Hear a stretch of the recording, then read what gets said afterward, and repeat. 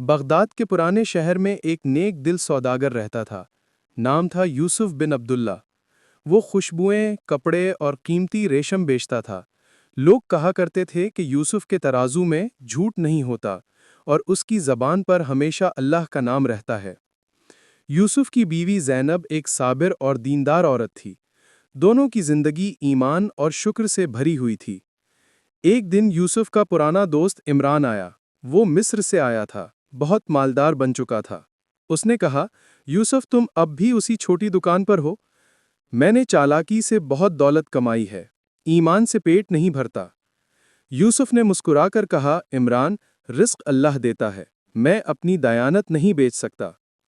عمران ہنسا اور چلا گیا۔ کچھ دن بعد بغداد میں ایک خوفناک آگ لگی۔ کئی دکانیں جل گئیں، ان میں یوسف کی دکان بھی شامل تھی۔ سارا مال جل کر راکھ ہو گیا۔ زینب نے روتے ہوئے کہا، سب کچھ ختم ہو گیا، کیا تم غمگین نہیں؟ یوسف نے سکون سے کہا، زینب، آگ نے میرا مال جلایا ہے، ایمان نہیں۔ دینے والا اللہ ہے، چھیننے والا بھی وہی۔ اسی دوران عمران آیا اور طنز سے بولا، میں نے کہا تھا نا، اگر میری طرح سود کا کاروبار کیا ہوتا تو آج یہ حال نہ ہوتا۔ یوسف نے جواب دیا، میں وہ نفع نہیں چاہتا جو اللہ کو ناراض کرے۔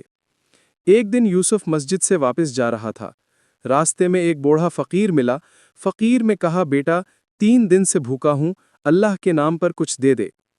یوسف کے پاس صرف ایک چاندی کا سکہ تھا جو اس نے گھر کے آٹے کے لیے رکھا تھا۔ کچھ لمحے سوچنے کے بعد اس نے وہ سکہ فقیر کے ہاتھ میں رکھ دیا۔ فقیر نے دعا دی، اللہ تیرا رزق وہاں سے دے گا جہاں سے تو سوچ بھی نہیں سکتا۔ چند دن بعد بادشاہ کے دربار سے اعلان ہوا کہ ایک نیا وزیر مقرر ہوا ہے جو دیانتدار تاجروں کو تلاش کر رہا ہے۔ وزیر کا نام تھا سعید۔ لوگوں نے کہا، اگر سچائی دیکھنی ہو تو یوسف بن عبداللہ کے پاس جاؤ۔ یوسف کو دربار میں بلایا گیا۔ وہ حیران تھا کہ اسے کیوں بلایا گیا ہے۔ دربار میں داخل ہوا تو دیکھا وہی فقیر تخت کے قریب وزیر کے لباس میں کھڑا ہے۔ وزیر نے مسکرا کر کہا، یوسف، میں وہی فقیر ہوں جسے تو نے آخری سکہ دیا تھا۔ میں بادشاہ کا خادم ہوں۔ ہمیں بغداد میں سب سے سچا تاجر تلاش کرنا تھا۔ تم کامیاب ہوئے ہو۔ بادشاہ نے اعلان کیا کہ یوسف کو نئے بازار کا امین مقرر کیا جائے۔ یوسف سجدے میں گر گیا اور کہا، اے اللہ، تو نے میرا صبر ضائع نہیں کیا۔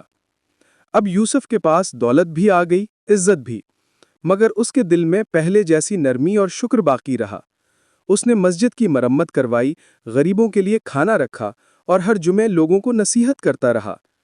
ایک دن عمران دوبارہ آیا۔ اب وہ خالی ہاتھ تھا۔ سود کے کاروبار نے سب کچھ تباہ کر دیا تھا۔ یوسف نے اسے دیکھا اور کہا، دوست، دنیا کا مال بدل سکتا ہے، مگر ایمان بدل جائے تو سب کچھ ختم ہو جاتا ہے۔ عمران کی آنکھوں سے آنسو بہہ نکلے۔ اس نے کہا، یوسف، تم نے مجھے کمزور سمجھا تھا، مگر اصل طاقت تمہارے ایمان میں تھی۔ یوسف نے کہا، اللہ کے دروازے کبھی بند نہیں ہوتے۔ سچی توبہ کر لو، وہ تجھے بھی عزت دے گا۔ عمران نے توبہ کی، مسجد میں بیٹھ کر قرآن پڑھنا شروع کیا اور یوسف کے ساتھ دین کی راہ پر چل نکلا۔ یوسف کی زندگی نے سب کو یہ سبق دیا کہ ایمان سب سے بڑی دولت ہے۔ آزمائش کبھی سزا نہیں ہوتی، بلکہ ایمان کی پہچان ہوتی ہے۔ جو اللہ پر بھروسہ کرتا ہے وہ کبھی خالی ہاتھ نہیں رہتا۔ یوسف نے تجارت ایمان سے کی، دنیا نے دولت سے، مگر آخر میں عزت ایمان والوں ہی کے حصے میں آئی۔